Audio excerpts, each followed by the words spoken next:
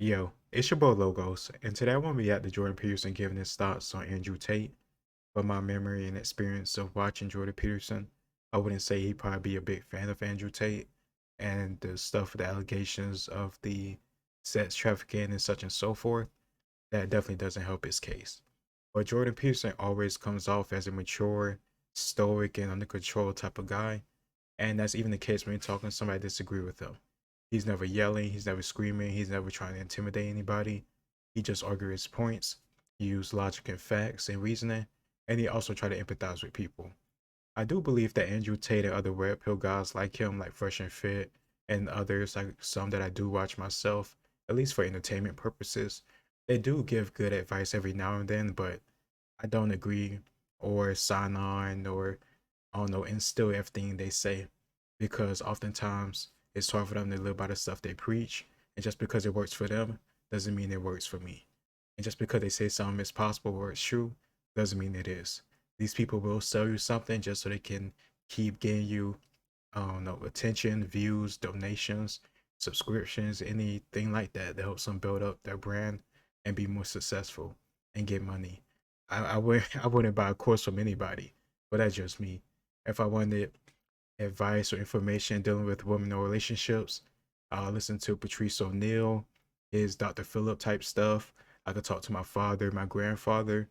If I wanted to, I don't know, improve my life, improve my skill set, improve my worth and my value, I'll go listen to Kevin Samuels. If I wanted to make myself a better person, I'll listen to Kevin Samuels, Patrice O'Neill, and Jordan Peterson. But outside of that, I'm not really messing around with a lot of red pill guys. Some stuff they do, I just don't agree with. Some stuff they say that can be done or is possible or is fine to do, I just disagree with. I don't need somebody else to tell me how to live my life, but I can take out the bits of knowledge and pieces of information that's worthwhile. So you're free to watch whoever you want, but that's just how I do it. I'm curious to see what Jordan Peterson got to say about this stuff, especially Andrew Tate. So let's get into it. Opinions on Andrew Tate and the masculine movement happening in young men across the globe.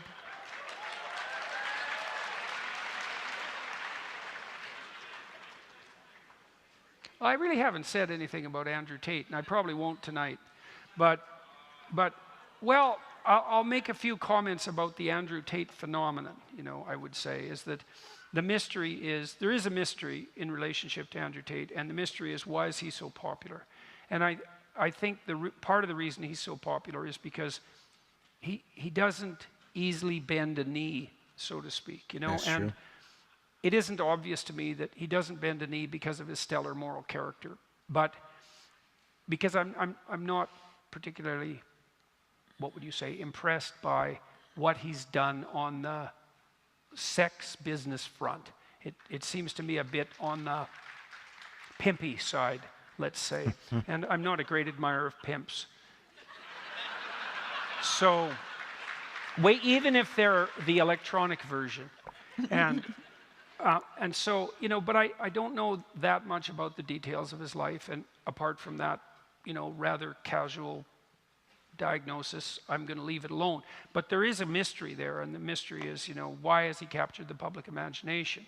And it's clear that he's become a voice, maybe, maybe like a kind of a violent rapper, same sort of attraction to young men. And that attraction is the attraction of what's the alternative to a kind of cringing defeat.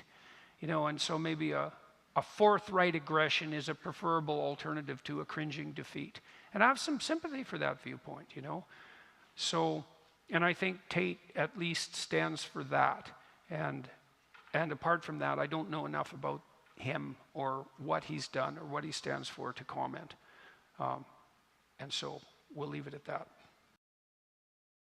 Well, I'm glad that Jordan Peterson is willing to be honest. He's not comfortable with saying stuff he's not willing to say. And that's something that not everybody can do. Not everybody is willing or capable of saying, I just don't know enough, so I can't give a full opinion on it. They'll still try to give an opinion on it.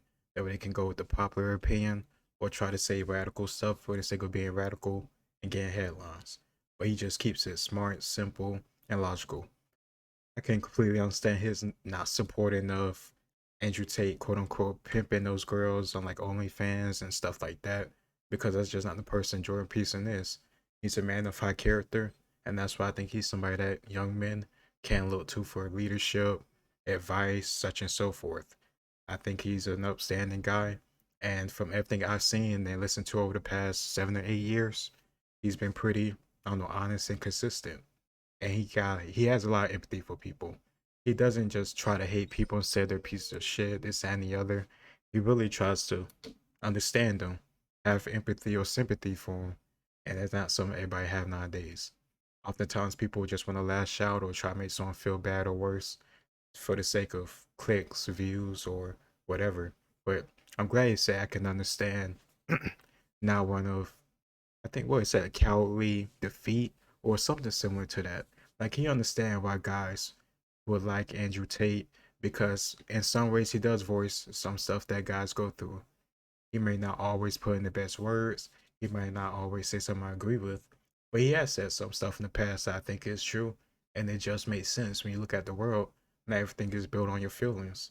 A lot of stuff is just built on the world the way it is. You can't control that. You can't say it's unfair. We all know it's unfair. The world isn't fair, but sometimes it is the way it is. And where he says about men and women dynamics sometimes be true. When he says stuff about, I don't know, men working harder jobs and the pay gap and that type of stuff, some of that stuff do be true. But oftentimes or sometimes he can go off a cliff and I'll disagree with him. But that's just me. I don't know this guy personally, so I'm just taking in the information I decide to click on. He's not somebody I feel the need to watch every day or agree with. He's just another guy like Jordan Peterson, Kevin Samuels, Patrice O'Neal, Piers Morgan, Joe Rogan, any other guy I decide to watch and take information or any little bit of influence from. By influence, I'm just taking that information, processing it, and seeing if I agree, disagree, and if I want to implement it. That's just the way it is. I think we're all just trying to navigate life, and young men are just going to Kevin Samuels, Andrew Tate, Jordan Peterson, depending on their mindset, depending on disposition, what they're looking for, and doing the best they can with the cards they dealt. I don't think these guys are evil, bad, or anything like that. I think they just need guidance, and they chose that avenue to get it. Hopefully, they can become a better man, be more fulfilled, happier with their life and their choices. And that's the only thing I want, to be honest. I want them to be sad, lonely, hate women, or anything like that. I think most of these guys actually want women in their relationships. Why would they not? These guys are heterosexual. They walk around beautiful women all day. They probably been going through what, middle school, high school, college, around all these beautiful women, and just want to figure out a way to talk to them or how to get them interested in them. But they see certain stuff like OnlyFans and certain mindsets going around, and they have a problem with it. But I don't know. That's just what I think. Let me know what you think in the comments down below. It's your boy Logos. Like, share, and subscribe, and I'll see you next time. Peace.